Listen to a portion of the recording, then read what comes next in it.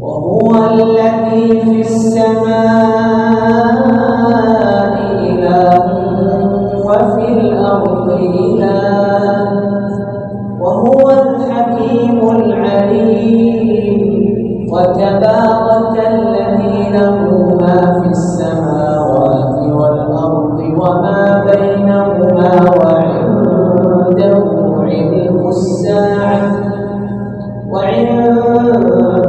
علم الساعة وإليه ترجعون ولا يملك الذين يدعون من دونه الشفاعة إلا من شهد بالحق وهم يعلمون ولئن سألتهم من خلقهم ليقولن الله فأنى يؤفكون وقيله يا رب إن هؤلاء قوم لا يؤمنون